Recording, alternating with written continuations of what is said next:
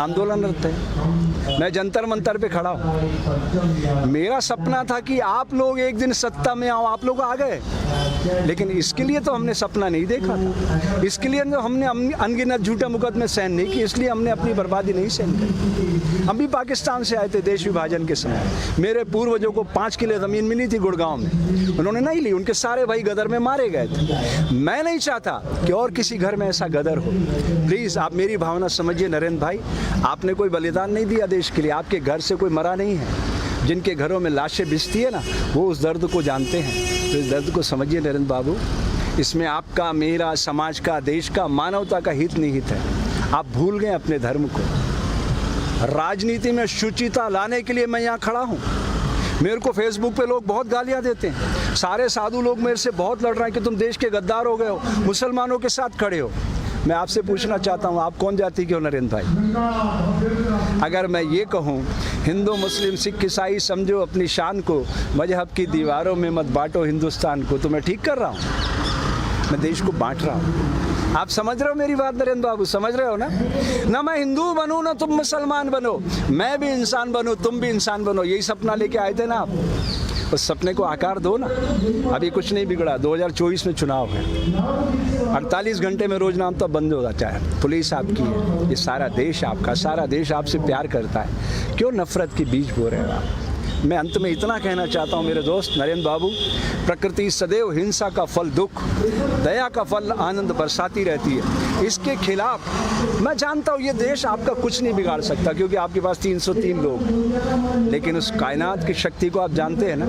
आपको तो अच्छे से पता है अटल जी की मौत कैसे हुई। बोल दूँ मीडिया पर, लाल टपकती रही, अंत में 2 दिनों तक आपने एम्स में छुपाए रखा उनकी मौत को, मालूम है ना? ऐसी मौत मरना चाहते हो क्या आप? अरे अच्छे इंसान बन के मरना, दुनिया रोए, हंसते हंसते जाइएगा। कबीरा जब हम पैदा हुए जग हंसे हम रोए, ऐसी करनी कर चलो हम हंसे जग रोए। ऐसे मरोगे लाल टपकाते टपकाते, आपको अच्छा नहीं लगेगा। ये राम मंदिर का सपने की स्क्रिप्ट किसने लिखी थी? अटल जी ने। उसके निदेशक कौन थे? आडवाणी जी। और आप उसके मार्केटिंग हेड थे, याद है ना? उसी रथ पे खड़े होकर चिल्लाते थे आप। मुझे तो एक एक दृश्य याद है। मुझे वो भी याद है 25 जून 1975 की रात, दरमियानी रात, जब कलेक्टर ने मुझे बुलाया था और आप आदिपुर भाग गए थे। मुझे एक एक दृश्य याद है नरेंद्र बाबू, मैं भूला नहीं हूँ। इसलिए आपको याद दिलाना चाहता हूँ दोस्त, ये समय फिर नहीं आएगा। जिन्हें शक हो वो करे और खुदाओं की तलाश, हम तो इंसान को दुनिया का खुदा कहते हैं। मिटा दे अपनी हस्ती को अगर कुछ मर्तबा चाहे, कि दाना खाक में मिलकर गुले गुलजार होता है। तुम गलत दिशा में जा रहे हो नरेंद्र, कल पछताओगे।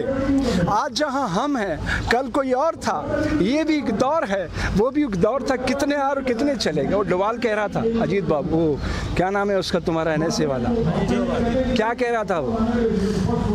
इतिहास लिख रहे हो आप, ये और इतिहास शक्ति से लिखा जाता है। आप भूल रहे हो नरेंद्र बाबू। ये आंसू देख रहे हो ना, अहिंसा और सत्य के आंसू है। महात्मा गांधी, तुम्हारे जैसे लाखों करोड़ों नरेंद्र खड़े हो जाए ना एक पलड़े पे, महात्मा गांधी के समक्ष एक तिनका भी नहीं है। पता है क्यों?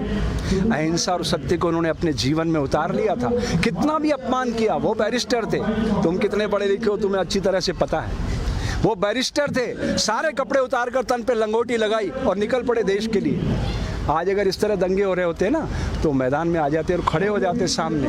वो एक शख्स था जो भारत में खड़ा होकर मुसलमानों की पैरवी कर सकता था और पाकिस्तान में खड़ा होकर हिंदुओं की पैरवी कर सकता, इसलिए महात्मा गांधी कहलाया। आप नहीं बन सकते इतिहास पुरुष, कूड़ेदान में फेंक दिए जाओ। इसलिए अपनी शक्ति को पहचानो दोस्त, आज नहीं तो कल। इस समय आपका इंतजार कर रहा है, अभी भी आत्मावलोकन का समय है। जय हिंद, जय भारत।